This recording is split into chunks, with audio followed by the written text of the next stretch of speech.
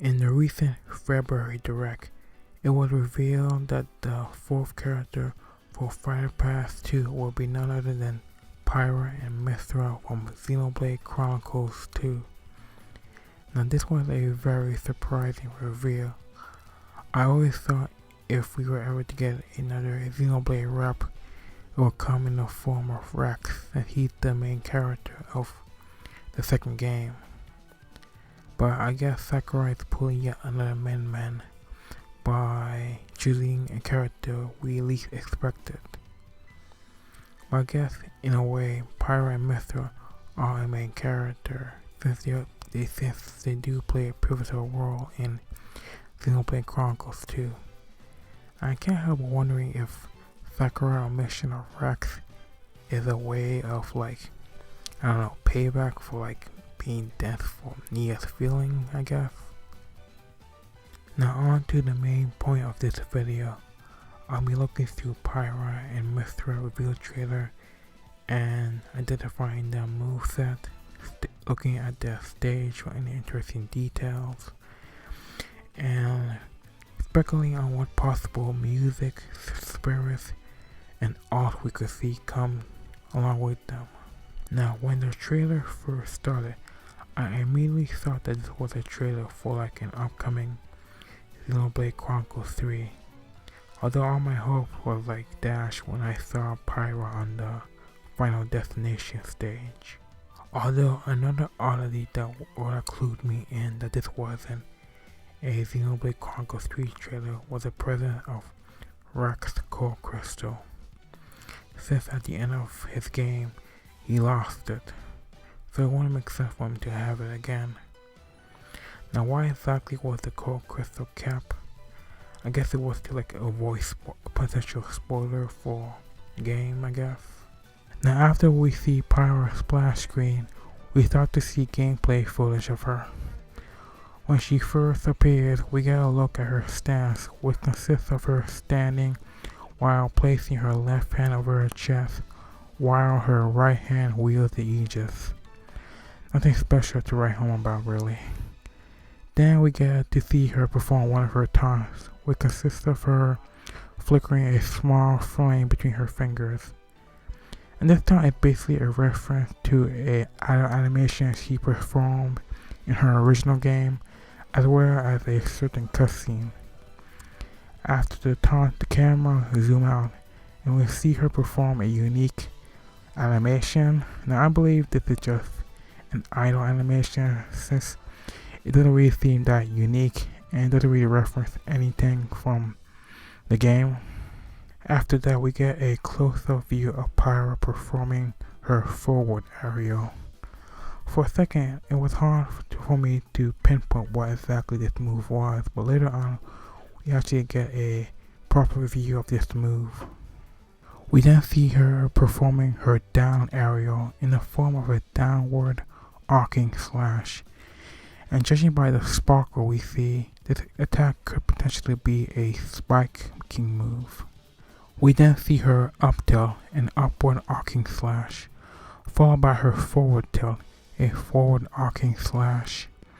An interesting thing to note is that when she performed her forward tilt, it causes her opponent to be engulfed in flame. So it seemed like some of Pyra's basic attack will have flame effect that can affect opponents. Although this seems to apply to some of her attacks, since her up tilt didn't demonstrate this flame effect. Well, this is just my speculation, but maybe the flame effect is determined by which area of the blade the opponent is hit by. If the opponent is hit by the center part of their blade, maybe the flame effect occurs, but if they are hit by the tip, then no flame effects occur, I guess. And this wouldn't be the first time we see this physical aspect of a character weapon play an important role in the way they fight. For example, we have both Marth, Roy, and Sephiroth, who can deal more damage based on which part of their blade hits their opponents. Resuming back to the trailer, we then get a better look at Pyra forward aerial, a vertical arcing slash, from the attack we've seen so far, it seemed like similar to her predecessor, Shark. Pyra would take advantage of her sword large size and perform very large arcing attacks. We then get to see two instances of Pyra performing her forward smash, a frontal downward slash in the vein of Hero's forward smash, only it causes a giant explosion in its wake. And from the looks of it, it seemed extremely powerful and could possibly point to what distinguished Pyra from Mythra. Maybe her smash attack compared to Mythra are more concentrated and have more launch potential. And the reason why I say this is because during her demonstration of this move, Rex seemed to emphasize how Pyra is powering up her smash attack with fire. After that, we get a scene where Pyra is alongside Chrom and Squirtle. Now this is meant to reference a cutscene that takes place in Xenoblade Chronicles 2, where the players first met Zeke and Pandoria, with Chrom obviously representing Zeke, while Squirtle is meant to represent Turtus, the diminutive turtle that Zeke carried alongside with him. And Squirtle marching toward Pyra, it is meant to reference how Pyra first encountered Turtus in that exact same scene as well. Other than that reference, we also get to see how Pyra crouching animation look like. We then move on to Pyra Special, Flame Nova, Prominence Revolt, and Blazing Edge, which are actually based on specials she had in her game. We first see her use Flame Nova, her level 1 special, where she twirls the Aegis blade around her to strike multiple opponents. Now when I first saw this move, I was debating on whether or not this move was her down special or her neutral special. But after seeing Mythra down special Foresight, I concluded that Flame Nova is Pyra neutral special, and later on in the video, I'll discuss on what her potential down special could potentially be. Also, from the looks of it, this move seemed to be chargeable since it required time for Pyra to perform, meaning that we could see variation of this move. We then see her perform Prominence Revolt, her level 2 special. Through this move, Pyra propelled herself in the air to perform a downward strike. This move sort of kind of resembled the Stone Scabbard up special used by the Mii Sword Fighter. And like that move, this special comes with the drawback that Pyra immediately propels herself down, meaning that if any player wants to properly use this move to recover, they have to be extremely close to the edge of a stage. And finally, there's Blazing End, her level 3 special, where she basically throws her sword like a boomerang. And just like a boomerang, the sword will come back to her. Now this move raises a lot of questions, like, does Pyra become defenseless after performing this move? Does she utilize an alternate means of fighting or become limited? Can she also just remanifest another Aegis sword to fight? Or does pressing the attack button just resummon the sword? Also, can this move be angled like other boomerang moves like the Lynx? And can the Aegis sword hit enemy on its path of return as well? After we're done with her specials, we see a little bit more of her basic attack. We see her use both her neutral and back aerial, and her neutral aerial consists of her spinning her Aegis clockwise to perform an all-encompassing attack, and her back air consists of her performing a vertical slash while being upside down in the air. During the cutscene, we're introduced to her gimmick, which is her ability to switch to Mythra. Now this ability is a reference to the fact that in the game, players could switch between the two during combat. Now an interesting thing to note about Mythra is that she isn't wearing her original outfit, but her Smash version based on her Spirit illustration.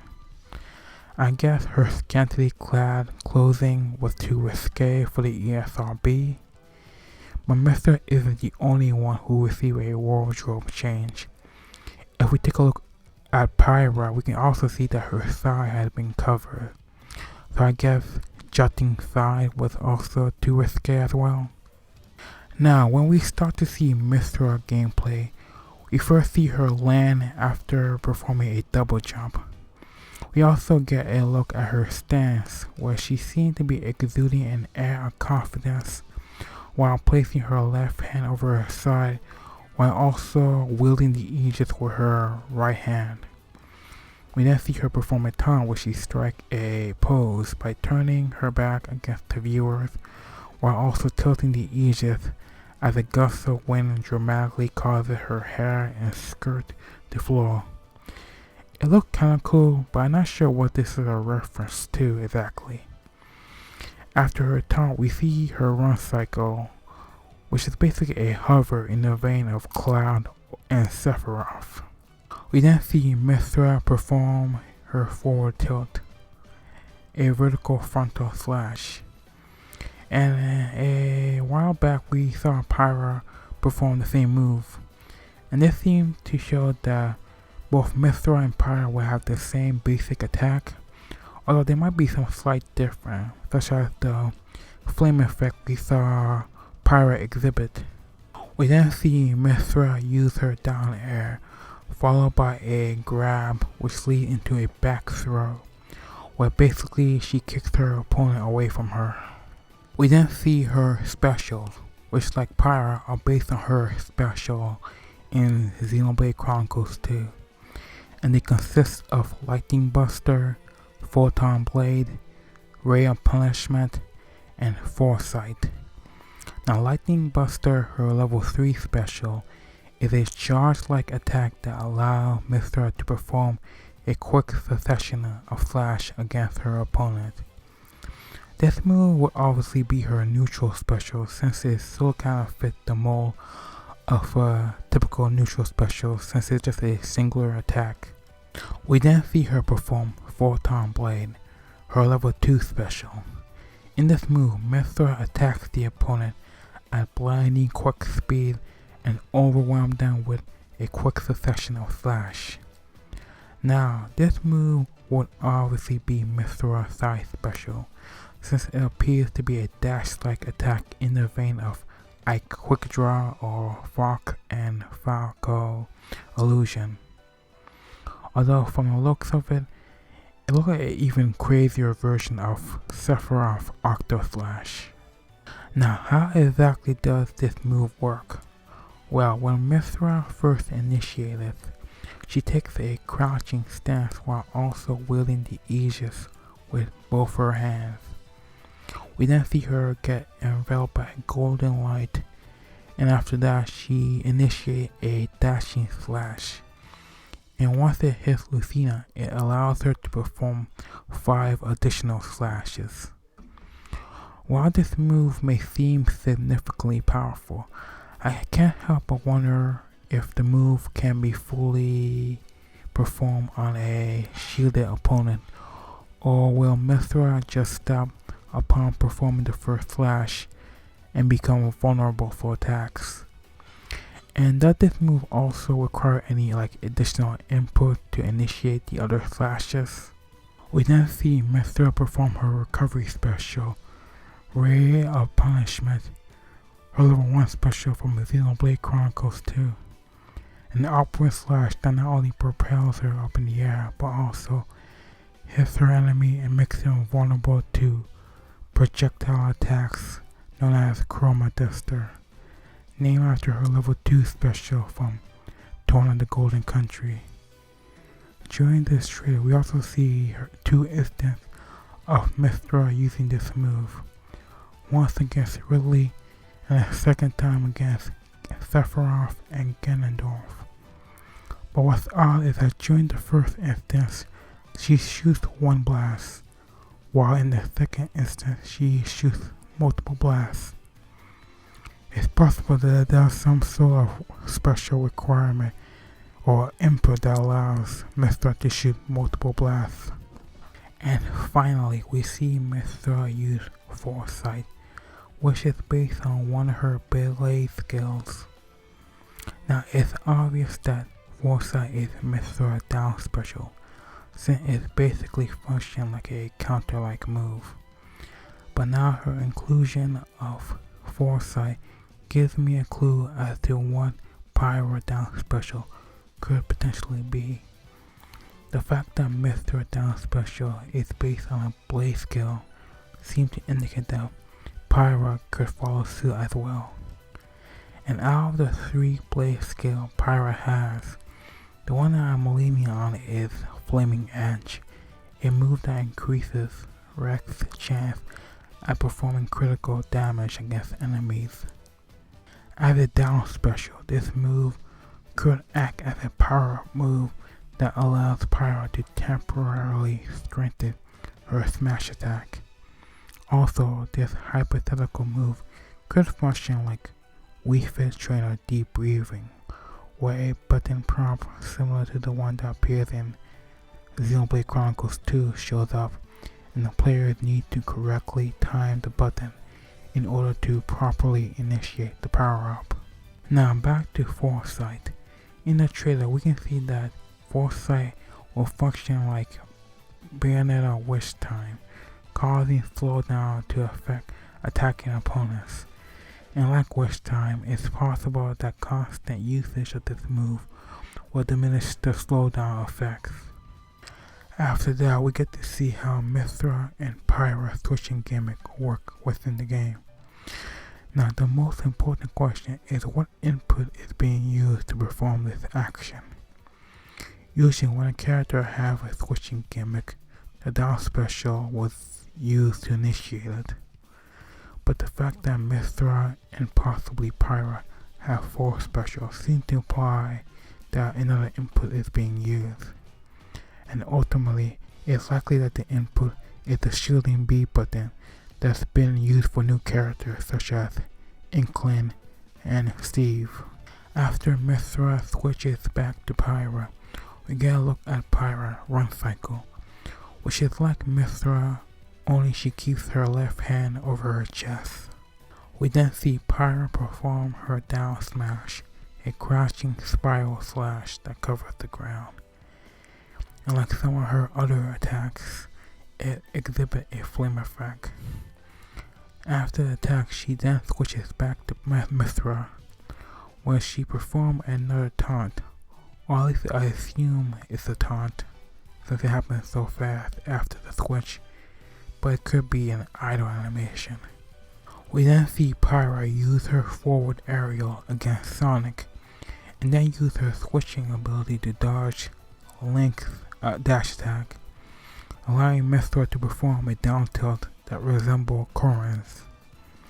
This scene seems to show that the switching can be used as a makeshift dodge to dodge incoming attacks. We then see one of Pyra and Mythra victory screen, which shows the pair switching while performing a pose. Now this is probably wishful thinking on my part, but I hope that the ridiculous dance Mythra did during Korra Affinity Quest gets used as a possible victory screen. If it's not going to be a taunt, I would at least like it to come as a victory screen. We now move on to their stage, which appears to be the Cloud Sea with Azerta being the main platform. Frankly, I'm kinda disappointed that they chose this locale for Smash. A locale that I thought would make for an ideal stage would have been the Ion Hangar, where the final boss of Xenoblade Chronicles 2 takes place, with the Artifice in the back possibly acting as a hazard or even a platform. And from the glimpse we get of this stage, it seemed to be like a traveling stage where you're traveling all across all rests on a Zerta back. And in the background, we'll be able to see titans from the game, such as the Gomadi, Moradane, Enderline, and Orion Titan. And later on, we actually see the Titan associated with the Argentum Trade Guild. Now the fact that we see these titans makes me wonder if we'll see other titans such as Temperantia, the Lefteria, Archipelago, or Gembu. Some scenes also show that we'll be able to get a look at the World Tree as well. And the fact that we see sunset during the Moradane showcase seems to imply that this stage has a day and night cycle similar to Gareth's plane. And during the showcase of the Orion Titan, we get a scene involving the Mii sword fighter with the Rex costume alongside Pyra. And this is obviously a reference to one of the earliest Xenoblade Chronicles 2 concept art that depicted the pair looking onward at the World Tree. And to be honest, this scene sort of fills me with a great sense of nostalgia, since it made me realize how long it's been since Xenoblade Chronicles 2 has been announced. It's been like 4 years since the game been announced, and now in 2021 it's officially coming to Smash. And during the showcase we also get confirmation that, like other stages such as Memento or King of Fighter Stadium, party members along with their respective blade partner from Xenoblade Chronicles 2 will make a cameo on the stage. And these include Nia, Dromok, Tora, Poppy, Zeke, Pandora, Morak, and Bridget. Now I'm not sure if these are the only cameo. During the beginning part of the trailer, we actually saw Niall and his respective blade partner, Aegeon. And the fact that everyone that appeared on the stage also appeared in the trailer could point to the possible inclusion. Another aspect of the stage that's unclear is how exactly are the characters going to be handled. Will they rotate out like the characters in Memento, or will they stay for the entire duration of the fight? And if they do rotate out, by what means? We then get a scene showing Mythra facing off against Joker and Ike. The only interesting thing to notice is that we actually get to see her up smash, while we don't get a good look at it due to the exploding smash ball. From what I can tell, it seems like Mythra is spinning her Aegis sword around the air. And of course, we get to see both Pyra and Mythra final smash, which are basically their level 4 special. And this is where we see one of the roles Rex plays in their moveset, as he's the one who initiates the final smash by hitting the opponent. Alongside Mythra, they'll perform the Sacred Arrow special, which seems to operate like Neff and Lucas' final smash, only the arrows are concentrated in a much more smaller area. And alongside Pyra, they'll perform the Burning Sword, where they summon a huge pillar of fire underneath their opponent. Afterward, we see two of Pyra's taunts. The first depicts her reassuring herself while pressing her palm over her chest. The second one has Rex teleport beside her to cheer her on while she spins her Aegis. And from one of the images we saw on the Smash Brothers site, we can see that Mythra also has a taunt that features Rex. This shows Rex's second role, as not only will he help them perform their final smash, but he'll also appear in one of their respective taunts to cheer them on, similar to how Morgana appears in Joker taunts. And the trailer finally ends by showing Pyra and Mythra facing off against Shock. And of course, Shock recognition of the two is a reference to the Challenge DLC in Xenoblade Chronicles 2. Now that we're done talking about their moveset, let's speculate about the possible music, spirits, and art that could come alongside these characters. In Ultimate, we already have 3 Xenoblade Chronicles music in the form of Battle, which we heard during Pyra showcase in the trailer, Those Who Stand Against Our Path, and Still Move Forward. And during the trailer we hear 3 other tracks that aren't in Ultimate.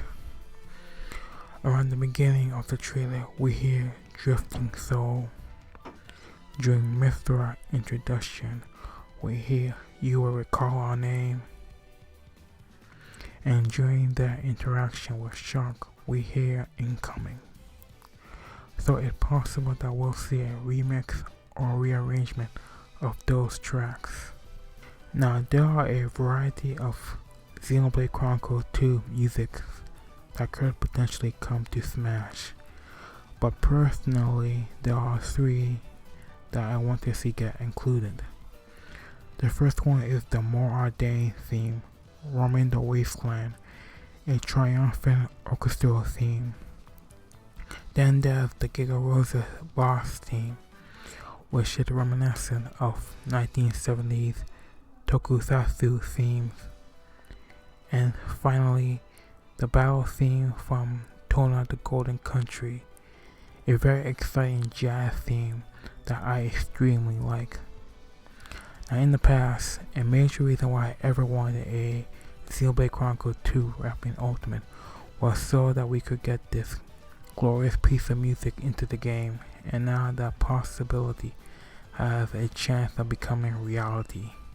Now while there's an opportunity to further expand the Xenoblade Chronicles 2 soundtrack, it's also possible that we could get music from the original Xenoblade Chronicles as well as Xenoblade Chronicles X.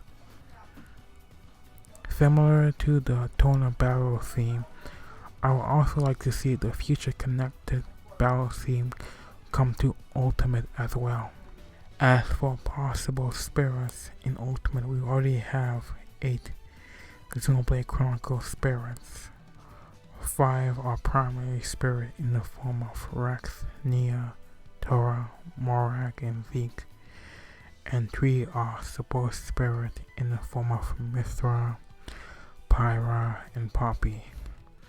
So for the DLC we could see characters such as Bridget, Pandora, and Drumrock, since they do appear prominently in the stage.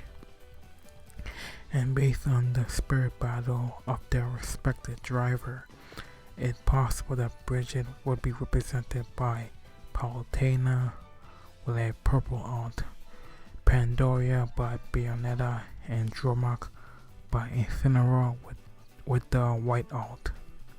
Another character that could potentially be a spirit is Azurda, since he is present on the stage, and he could be represented by Ridley with his white metallic art.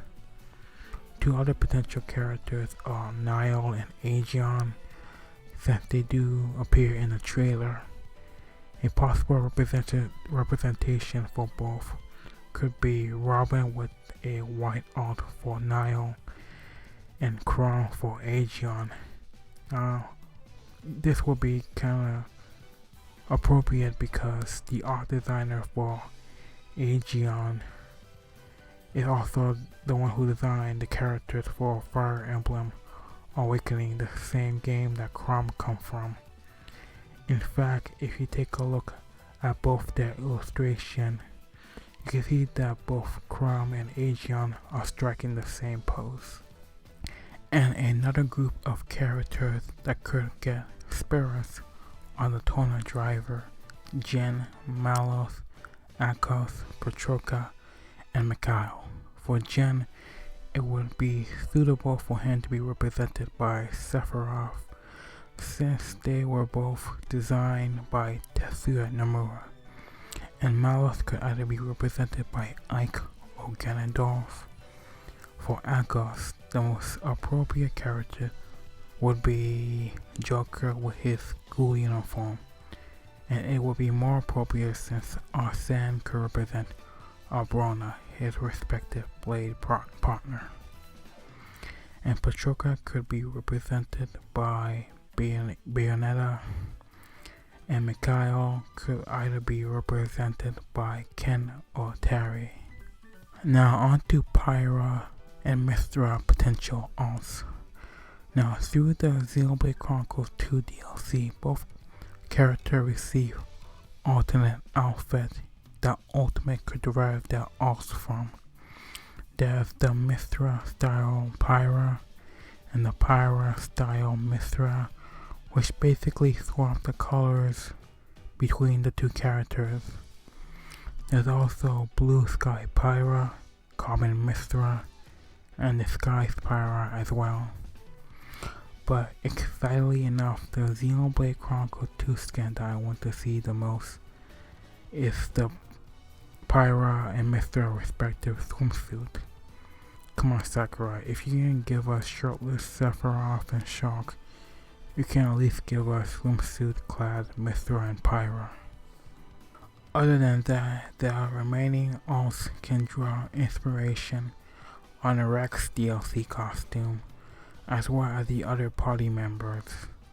Heck, we could potentially see an alt based on Cosmos and Telos from the Xenosaga. Now through the Smash site, we can see some interesting details related to Pyra and Mythra. Like Pokemon Trainer, both of them have their own fighter number, with Pyra being designated as fighter number 79 and Mythra being designated as fighter number 80, meaning that they both are considered distinct characters. Not only that, but the fact that they are their own fighter means that we'll potentially get an amiibo of both of them. Now, it was revealed that Sakurai will showcase both Pyra and Mythra on March 4th, so it's possible that a week after the showcase, these two will get released. Although I can't help but wondering if Sakurai will pull the same thing he did with Sephiroth and release the character a lot more earlier. It also goes without saying that during the showcase, we'll of course get the release date of the Min, Steve, and Sephiroth amiibo. Also, it wouldn't surprise me if, due to their simplistic design, if we were to get a Alex, Zombie, and Enderman amiibo. Maybe even bundle alongside Steve, similar to how Rob, Duck Hunt, and the Mr. Game & Watch amiibo were bundled together. We'll also get to see a new Mii costume that could potentially be based on Xenoblade Chronicles. We already have 3 in the form of Dunban, Rex, and Nia, so it's possible that we could get more in the form of Zeke and Morak as sword fighters. But the more interesting idea would be to get a costume based on Xenogears and Xenosaga characters, since Nintendo does have connection with Bandai Namco and Square Enix, who own the license to those games. An ideal Xenosaga Mii costume will be Cosmos, obviously, as a Mii gunner. Heck, it could even be a deluxe Mii costume that comes with a track from Xenosaga. And as for Xenogear, we could actually get the main protagonist, Faye, as a Mii brawler. And that's all my thoughts on the Pyra and Mythra reveal trailer. Now I thought I want to know what your guys' thoughts are. I know in general that not a lot of people are happy about this reveal, especially since it's an Anime X sword fighter. But personally, I'm kind of excited. There was a character that I've always wanted to be in Smash ever since Ultimate was teased. And of course, it happened in kind of the weirdest and strangest way possible. But let me know down in the comment, and make sure to like and share the video, and subscribe to my channel. I'm your host, and have a good day.